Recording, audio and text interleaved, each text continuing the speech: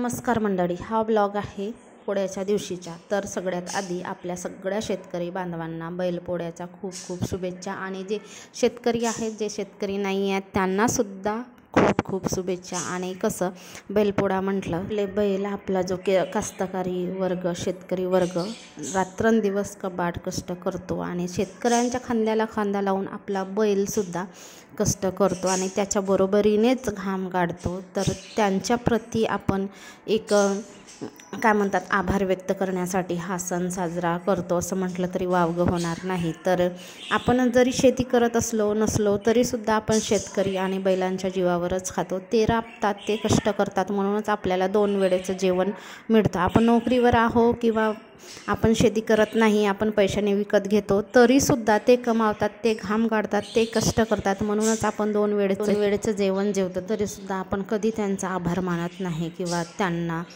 चांगली रिस्पेक्ट देत नाही। बऱ्याच ठिकाणी कास्तकारी वर्गातील लोक असतील जे मडकड जुने वगैरे कपडे घालून कुठेही जात असतील, किंवा पब्लिक ठिकाणी येत असतील, तर जे चांगले लोक आहेत ना, त्यांच्याकडे बघून असे कसेच तरी करतात। पण मी तर शेतकरी वर्गातूनच जन्मलेली आहे, तर मला माहीत आहे की त्यांना किती कष्ट करावं लागतो, किती घाम गाळावं लागतं, तरीसुद्धा त्यांना त्यांच्या कष्टाचा जो काही मोबदला आहे तो त्यांना मिळत नाही। जरी ते स्वतः पिकवत असले, विकत असले, तरी मार्केटमध्ये गेल्यावर जे मधातले लोक असतात त्यांना कमिशन मिळते आणि ह्यांना जे उत्पन्न घेतात, पिकवतात, त्यांना कमी मोबदला मिळतो। आणि अशा गोष्टी आहेत शेतकऱ्यांच्या जीवनामध्ये जे की आपण काही शब्दामध्ये व्यक्त करू शकत नाही। अशा त्यांना अडचणी पण असतात। आपल्या लोकांचं पगार वर्षोनवर्षी वाढत असतो, पण शेतकऱ्यांचं तसं वाढतो का? नाही वाढत। त्यांना तेवढं आहे तेवढंच।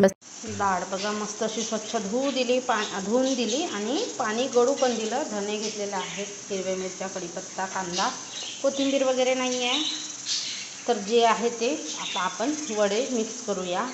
आई-वडील कास्तकार आहेत, शेतकरी आहेत, किंवा आपल्या आईवडिलांचं त्यांच्या कपड्यावरून, त्यांच्या दिसण्यावरून कधीच लाज बाळगू नये माणसाने, कारण त्यांच्यामुळे आपण हे जग बघतो। आणि जो शेतकरी राबतो त्यांच्यामुळे आपण 2 वेळच्या निवांत बसून खातो आणि त्यांना तर ते निवांत बसून खायलासुद्धा वेळ नसते। पिकवतात तरीसुद्धा त्यांची परिस्थिती तशी असते। मी तर खूप जवळून बघितलं आहे। माझे सासू सासरेसुद्धा शेतकरी आहेत, आईवडीलसुद्धा शेतकरीचे आहेत, म्हणजे शेतकरी वर्गातच जन्म झाला, त्यामुळे बऱ्याच अशा गोष्टी मी जवळून बघितल्या आहेत। वेळ प्रसंगी असा दिवस येतो, अशी वेळ येते ना की 1 रुपया नसतो आपल्याकडे।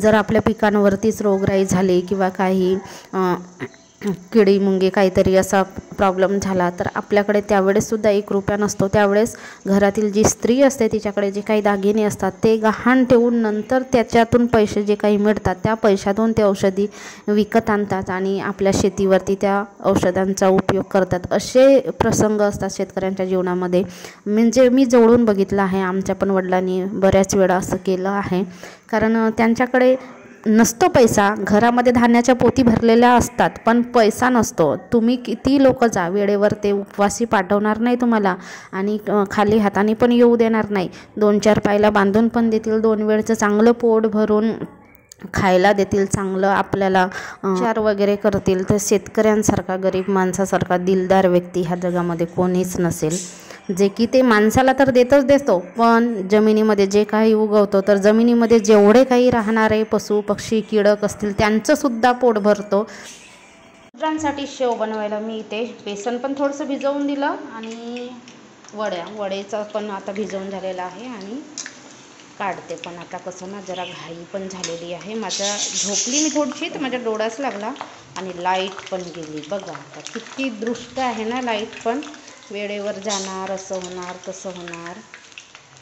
अजून डाळ वांगाची माझी फोडणी पण राहिली, तर मी आता सगळं उरकून घेते बाबा, अजून वेळ होणार। पोळ्याच्या दिवशी बैल 11वरती नेतात, 11वरती त्यांचं तोरण वगैरे कापतात आणि परत घरी आणतात। घरी आणल्यानंतर आपल्या घरी जातो बैलजोडीचा मालक, बैलजोडी घेऊन तिथे त्यांना चांगलं जेवण वगैरे दिलं जाते। जे काही आपण पदार्थ बनवतो, भात भाजी, अजून तेलकट वगैरे काही पण पदार्थ बनवत असो, त्यांचं जेवणाचं ताट दिलं जाते बैलांना।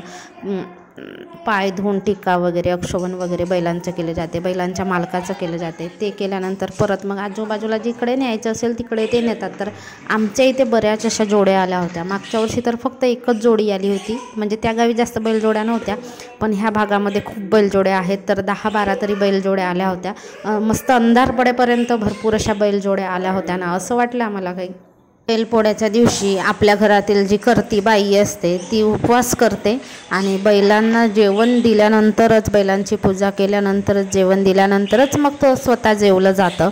तर माझी आई, सासू वगैरे आज पण उपवास करतात. मी तर कधी उपवास केली नाही म्हणा पोळ्याचं. तर भरपूर अशा बैलजोड्या आल्या होत्या आणि 1-2 आल्या तरी ठीकच आहे, कारण आजकाल बैलजोड्या बघायला मिळतच नाही. ट्रॅक्टरनी सगळं यांत्रिक पद्धतीने शेती केली जाते, त्यामुळे तर खूप छान वाटलं. आणि आपल्याकडे जे लहान मुलं आहेत त्यांनासुद्धा माहिती पडते की आपण आपले सण कसे असतात, रीतिरिवाज कसे असतात सणाबद्दलचे, त्या सगळ्या अशा गोष्टी माहिती पडतात. आणि दुसरा दिवस असतो मारबतचा. तर मारबत आमच्याकडे तेवढ्याच चांगल्या पद्धतीने साजरी केली जाते. मारबतीचा प्रतिकात्मक पुतळा केला जातो, म्हणजे राक्षसासारखा असा पुतळा केला जातो एका बाईचा.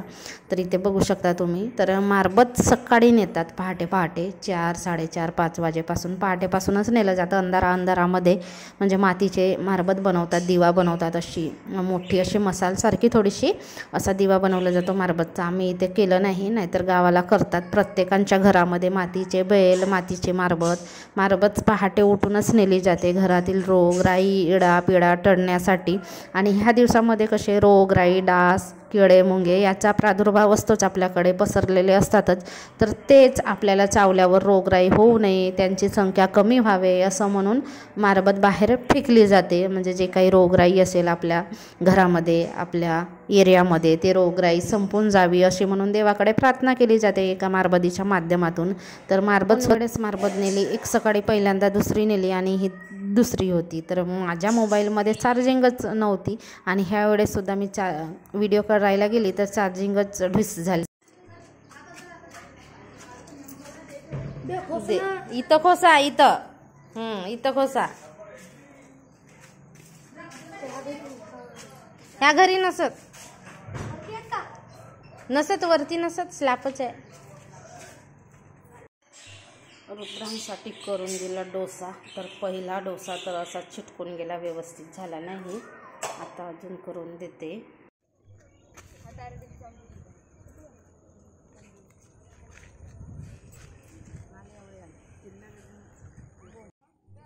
बघा, सगळे असे कपडे वगैरे सुकवायला बरी जागा आहे. ऊन निघते, पाऊस येते.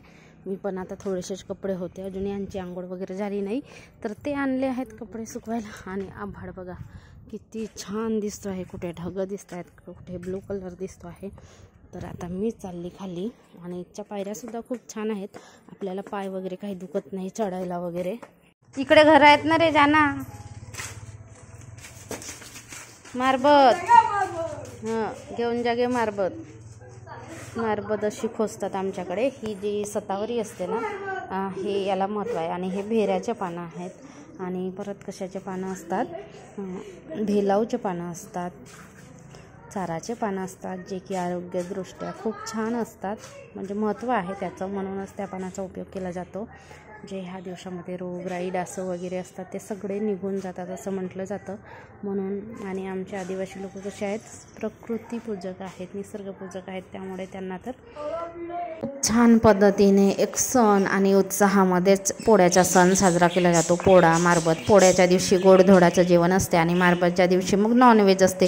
एकदम श्रावण महिना संपतो आणि मग पोळ्याच्या दिवशी नॉनव्हेज वगैरे खाल्लं जातं. नंतर तर मग काय म्हणतात, गणपती वगैरे लागते, मग अजून बंद असते. तर फक्त मारबतच्या दिवशी नॉनव्हेज खाल्ली जाते. व्हिडिओ काढण्यासारखं बरंच काही आहे, अजून तर 1% झालं नाही म्हटलं तरी चालते. पण माझं कसं आहे, माझं व्हिडिओ काढायला कोणीच नसतो, हे तर काही काढत नाही आणि माझे व्हिडिओसुद्धा काही बघत नाही. आणि आपण कोणाला फोर्स करू नाही शकत. आपल्या घरचं जरी व्यक्ती असेल तरी त्यांना आपण फोर्स करू नाही शकत की माझे व्हिडिओ बघ, माझे व्हिडिओ काढ. जसं आहे तसं, कोणाला आवडतं, कोणाला नाही आवडत, आपण कशाला कोणाला थोपवून द्यायचं. चला, व्हिडिओ मी इथेच एंड करते, पुन्हा भेटू.